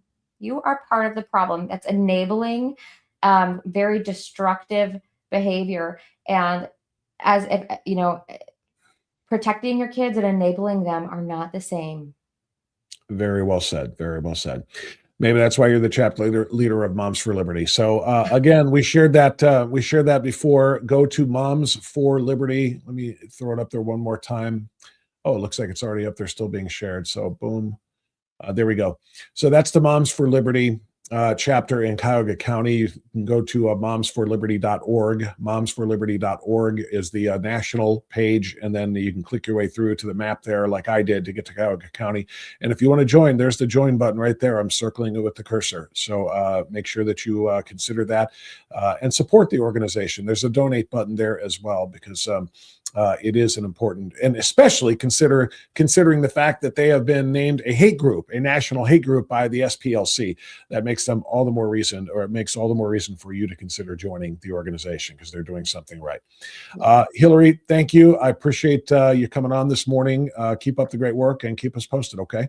Thank you. Have a good one. You do the same. Thank you. There you go. That's Hilary Jackson, Moms for Liberty. And she's doing some important work there as well. All right. It is 8:33. We've had a couple of really, really strong interviews back to back. Brian Massie from Axe Ohio Tax, which is AXOH Tax, AXOHTAX.com for the property tax situation. And then Hilary from Moms for Liberty. I am going to take a very brief time out here, and then we're going to come back with the, what did I call it? It's Friday. It's a free-for-all Friday. Ask me anything in the chat. If you're watching right now on YouTube or on Facebook or on X, you probably can't do it because I'm only monitoring the Rumble chat right now. But I am going to monitor the chat and ask me anything. What do you want to talk about? What do you want me to address? What do you want me to opine upon? That's how we do Free for All Friday when it's not a call-in show, when it's strictly a live stream. Get in the chat right now and tell me what you want to know. So let's get a quick time out here, and you can take a look at that fantastic promo that I created all by myself, AI, last night for promoting this morning's show. And let me give you a little line in the sand while you wait.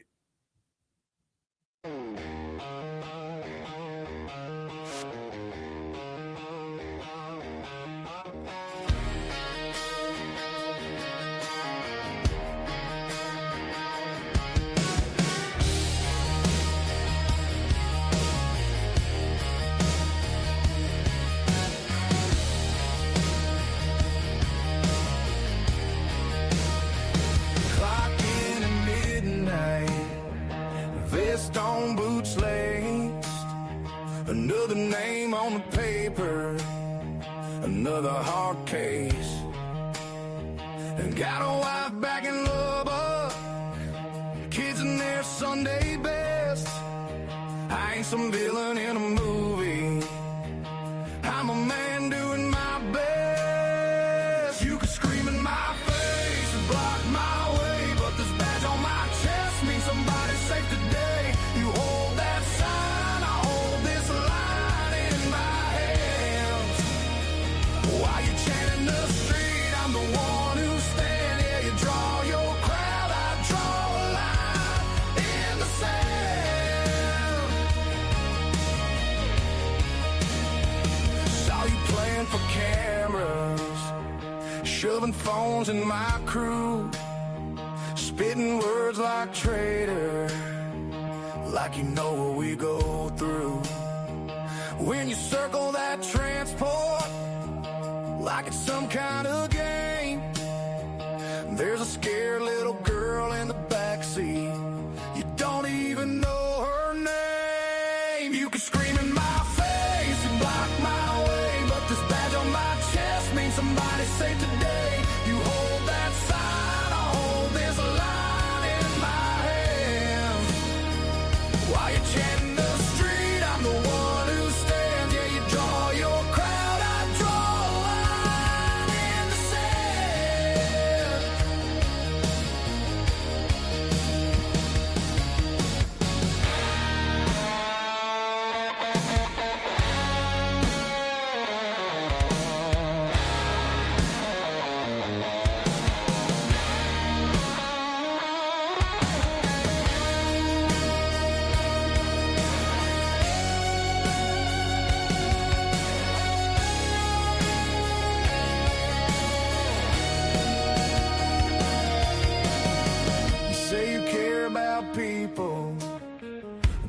shove them into harm's way. You turn a bus into a battlefield. I'm just trying to get them home today. Call me every name you can think of, I'll still show up when it hits the fan, when the dust clears, when fear's near, we'll see who really ran.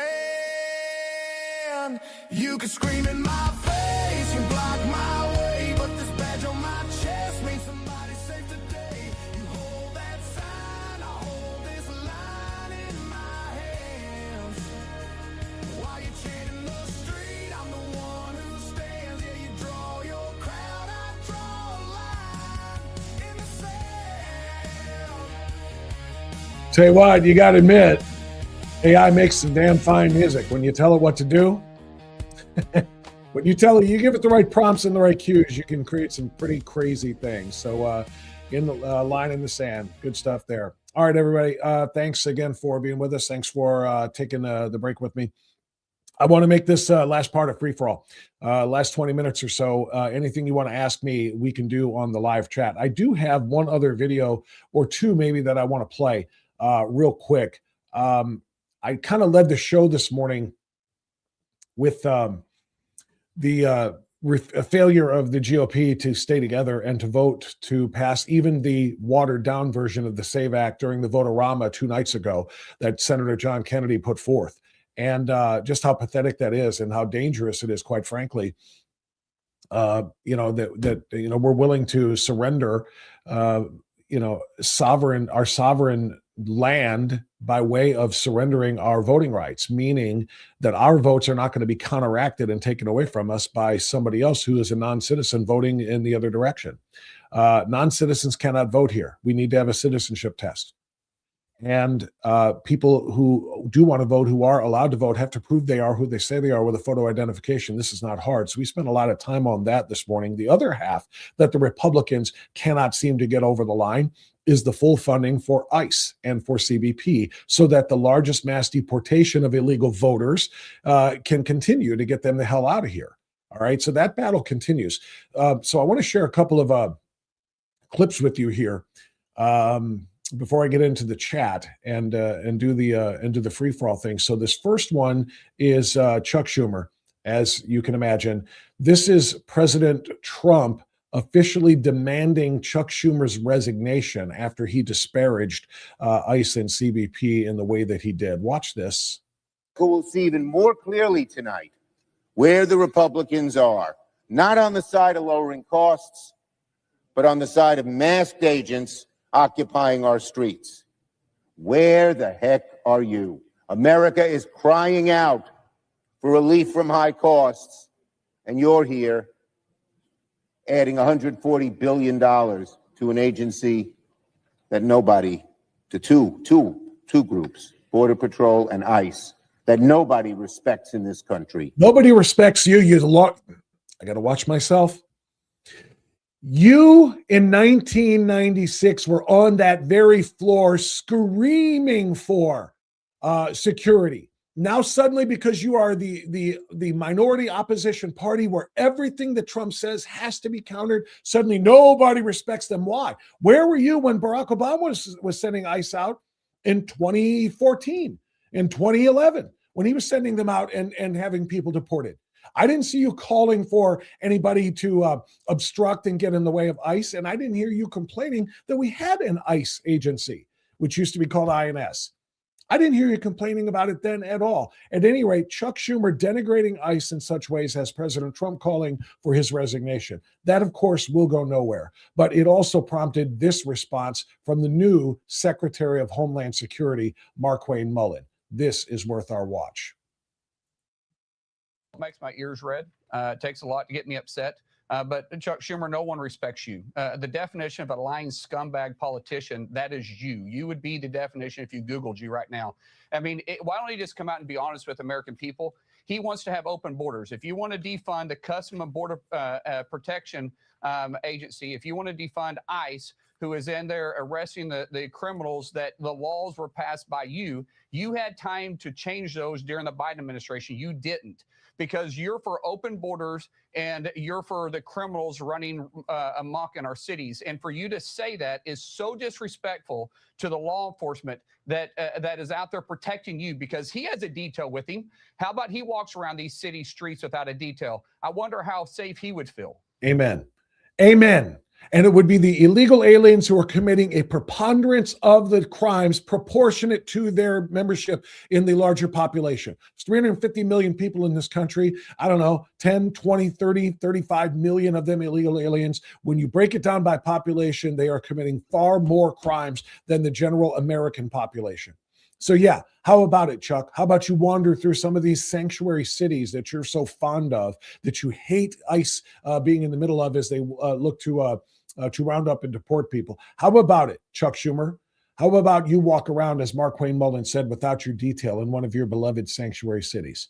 I think that would be a fair and appropriate way to approach this thing. All right.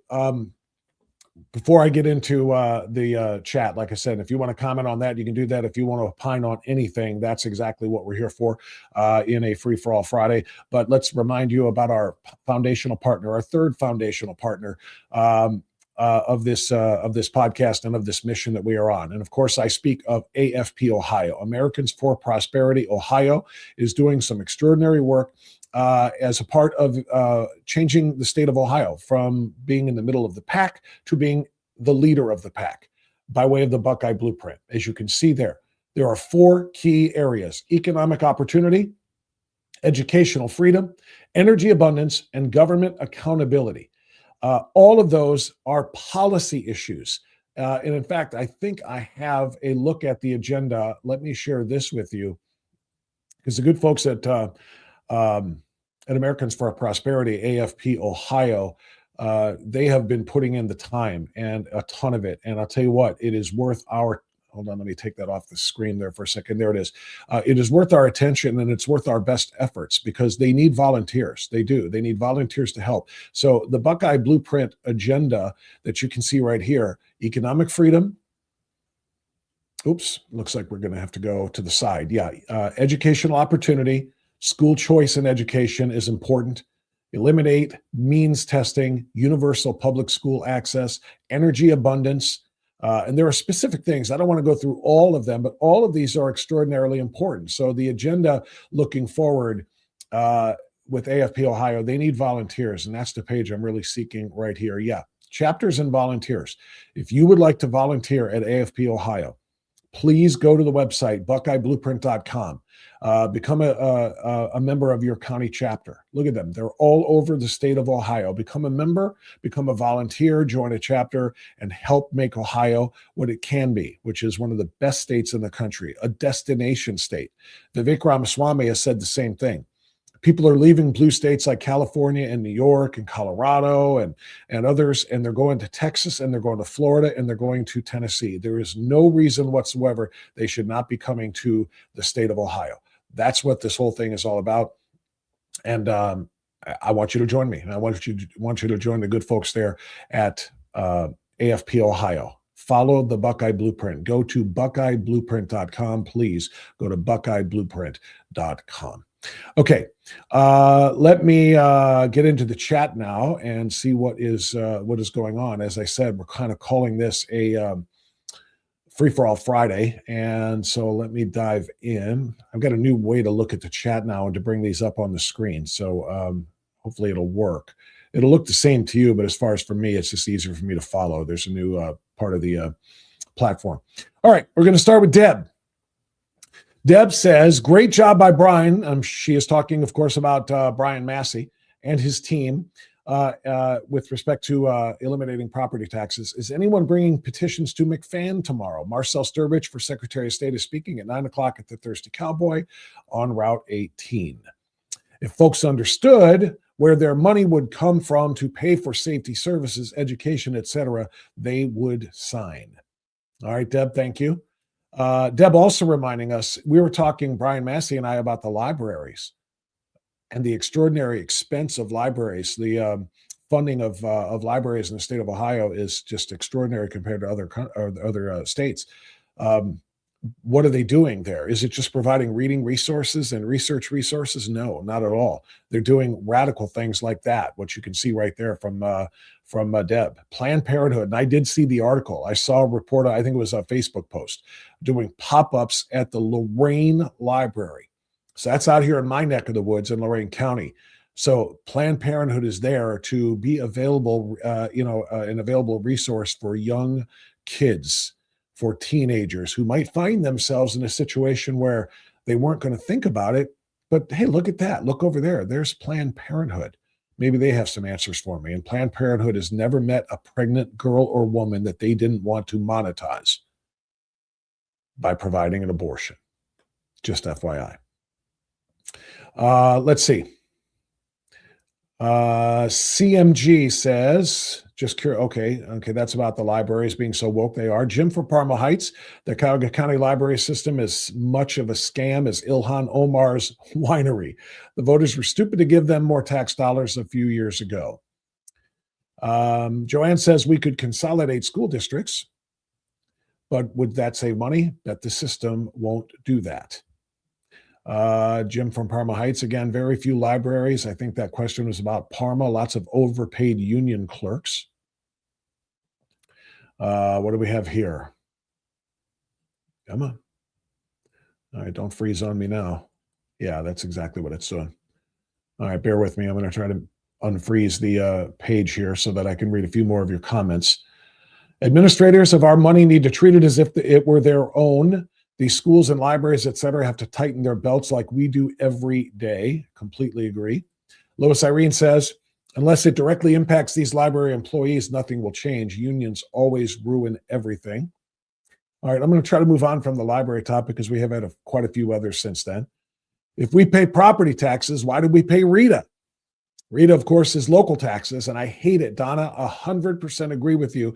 They make it so much more expensive than typical cities do with their local income taxes. Those who employ RETA to chase down every nickel will do exactly that. And those in RETA cities like I am, we pay so much more, whether we work there or live there or what have you, than everybody else. And the property taxes are just as high there as well. You're right. Could each of us get 100 signatures? Let's get some petitions. I would hope so, but I don't know, because I'm asking each of you to bring 100 new listeners and viewers to Strictly Speaking Unfiltered too. It's a little bit harder than you think, but I love the effort, Jimbo, and I hope you do indeed undertake that. That was excellent, a meeting with Vivek. It was a start, talking about Brian there. Vivek not signing the petition sounds like he is another not for the people politician, but I will vote for him. Damian Starr, 75 there with that one. Listen, he's not going to sign the petition because that would indicate a campaign promise that he is going to have to then follow up on.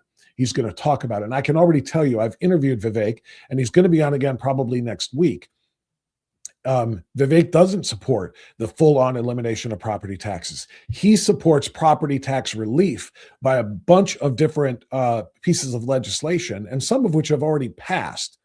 And he supports things that he might do as an executive to reduce property taxes for people. But his number one priority as it pertains to tax relief is getting rid of the income tax in the state of Ohio, so that we're like Tennessee and Florida and Texas and some of the others. No state income tax draws an awful lot of people and an awful lot of businesses to those states. So his first agenda is get rid of the income tax. Then maybe the property tax once we figure out where the budget goes.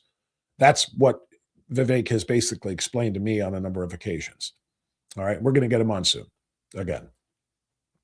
Those who want to abolish property taxes need to have a solution for how to make up the loss of money. I would like to see seniors get a break. MJ Gentile M. MJ, the answer is a lot more complex than what I'm about to say, but it's also very simple. Stop spending. Okay? We don't need a $100 billion per year budget. Other states our size, meaning by around 11, 12 million residents, other states are getting by on 40, 50, and $60 billion state budgets per year. We're spending $100 billion a year. Cut the fat. As Brian said, doge the hell out of the Ohio budget. That is how you make up for the loss of money. Stop spending so much money and you don't need as much money. The library system is one example of it. It's a huge example of it, but there are others as well. There is so much fat in the Ohio budget, and these guys have never met a dollar they couldn't spend 3 times. Talking about the Ohio legislature, our conservative Republican legislature. They don't care. And they would rather not have to do the hard work of cutting the budget and thus not providing perhaps everything that their voters in their Senate district or their House district in the Ohio General Assembly, thus costing them maybe some votes. They would rather spend that money, make sure people are happy, getting whatever they want, than not kick seniors out of their homes. Roz says, when I ran for the Ohio House in 06, 08, and 10, the school funds problem was on my platform. Yeah, that's been on the platform for a lot of people, Roz, for a few decades now, as Brian Massie said, since 76? I am not in the favor of abolishment of property tax, says Humble Opinion. 0% of property tax goes to the state. It all remains local. I am firmly for meaningful reform. That is absolutely necessary. Yeah, well, local taxes are indeed, local governments and schools and so forth are indeed funded by property taxes. There needs to be another way because, again, this is about liberty for us and for future generations. Private property is the foundation of a free society. It's the first thing that communist and socialist nations take away. The right to private property. It's a tenet of Marxism. All right. Private property doesn't exist. It is all owned by the government, by the collective, and doled out on an as-needed basis. That's the basis of it. So for the state to say, yeah, you keep paying your taxes on your income, and when you get what's left in your check, you can buy a house if you want, but then you're going to have to pay taxes on the house as well. And when you pay it off over 30 years, a 30-year mortgage, you still have to keep paying us for the right to have it. And I've said this many times before, and I apologize for any redundancy, but apply that to any other possession you have. Apply that to your car. Should you have to send a check to the government for the right to buy the car that you're also sending checks to the bank to pay for the right to own it? And once it's paid for, you want to still have to continue to pay the government to own it? How stupid would that be? Same thing with our property. It's wrong. Buckeye Therese, if we doge Ohio and stop the corruption, maybe our taxes can drastically come down. Amen to that as well. Jim, I am way more concerned about Vivek's wanting to make Ohio the next Silicon Valley. It's Silicon Valley, by the way. With data centers and H-1B visas, I'm more upset about Vivek wanting to only reduce property taxes and not get rid of them. Apparently that must be from his wife, Linda. The data centers is a sticking point for a lot of people. And there are a lot of really good people on both sides of the argument. My friend Tom Z, We the People Convention, has no problem with the data centers whatsoever. But then I had on a couple of weeks ago, I had on Tom DeWeese, who is giving a speech down in Cincinnati talking about how incredibly dangerous they are and how we don't want them here. It is a very, very tough issue and one that everybody's going to have to take a stand on. But I'm not going to choose my governor based on one issue. I'm going to choose my governor based on qualifications and vision for the state. And I have no doubt in my mind Vivek Ramaswamy is that guy. But I respect your opinion. It's where Red Day actually, remember everyone deployed? Yeah, thanks for telling me. I'm wearing a blue shirt. Sorry. Kim Georgeton, for Lieutenant Governor of Ohio, is a Moms for Liberty member. Good for her. And that is a good thing to be. Sad fact is she has hitched her wagon to that of a nut named Racy Pooch. That's right. I call him Racy because he is obsessed with Vivek Ramaswamy's race. That is what he is. He's a straight up racist as far as I can tell. I want him nowhere near, in his rage, anywhere near the governor's office. Let's see, what else do we have? A couple more. Bob, have Tom de Havilland on to discuss the bloody clots caused by the jab, along with the embalmer.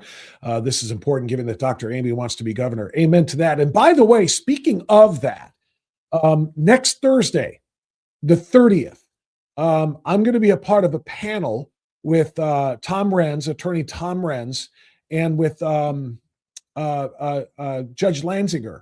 We're going to do basically a stroll down. What did Shannon call it? A stroll down nightmare lane. We're going to remind everybody about what COVID in Ohio looked like and what happened when tyranny took over the state. Mike DeWine gave the power to Amy Acton to run the state during the entire COVID period, and she ran it into the ground. And we suffered so much from a medical standpoint, physical standpoint, health standpoint, to liberty standpoint, and so much more. So there's a really, the promos are out there. They're all over the place. In fact, I want to give you the specifics on where to go next Thursday, because we would love to have you there.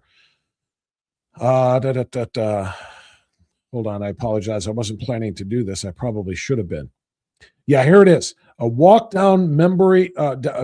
He crossed out memory and made it nightmare, which I suggested. A walk down nightmare lane. Tom Renz, National Medical Freedom Leader. Bob France, the Voice of Ohio turned to, which is flattering. I don't know if I would say that, but and Judge Jill Lanzinger, who is running for Ohio Supreme Court.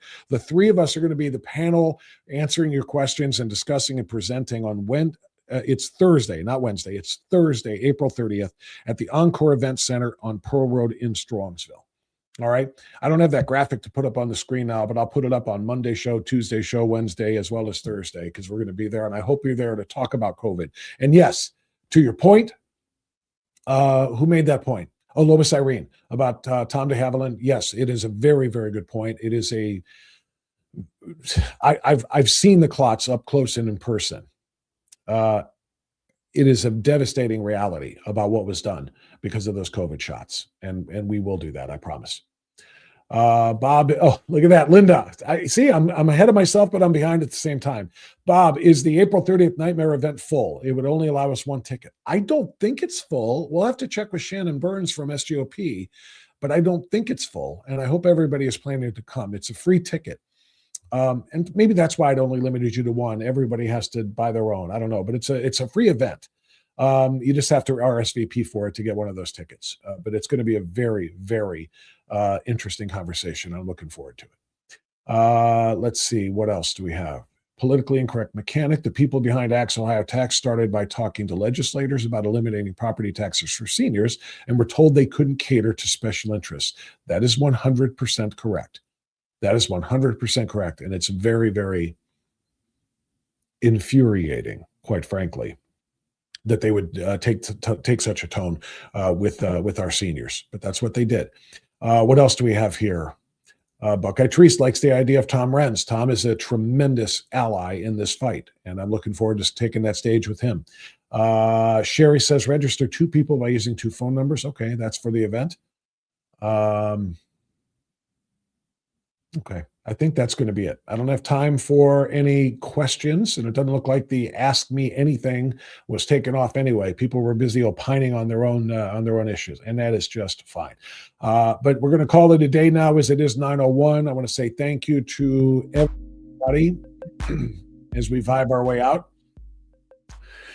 Thank you to Hilary Jackson from Moms for Liberty talking about the SPLC. Don't forget, let everybody know what SPL stands for. Socialists Pushing Leftist Crap. And the fact that they are indicted and hopefully a bunch of them are on their way to prison makes me very, very happy indeed. So thanks to Hilary for the report there. Thanks also to Brian Massie, who is the head of the Axe Ohio Tax, the coalition to eliminate property taxes in the state of Ohio. Only 305,000 signatures collected. They need around 600,000 to cover for invalid signatures. They need 413,000 valid. There's 2 months left to get them. Is it going to happen? I don't know. I'm skeptical. Prove me wrong. Prove me wrong for being cynical. Go to axohtax.com, pull a petition, print it out, go get 10 signatures on it, send it in. If everybody watching right now does that, we can make this happen. But it's going to take an extraordinarily concerted and strong effort, all right? So go to axohtax.com for that. So thanks to Brian Massie along with Hilary. Thanks to my foundational sponsors,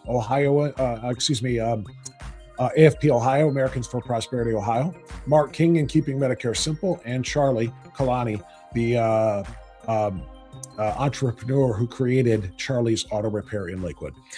Thanks to all of them, and thanks to you for watching. Be well, be safe, and stay free, everybody. We will see you Monday bright and early, but I am going to have new content dropping this weekend. It'll go to the insiders first on the locals page. Insiders only, they get it first. Then everything will be uploaded to the Rumble platform as well. But make sure that you have your notifications on so you can see when new content is being dropped. There is more coming this weekend before our next live stream on Monday. So hit that bell. In addition to the thumbs up, hit the bell for notifications so that you know when new content is presented to you. All right, everybody, be well, be safe, and stay free. Thanks for being a part of it. Bye-bye.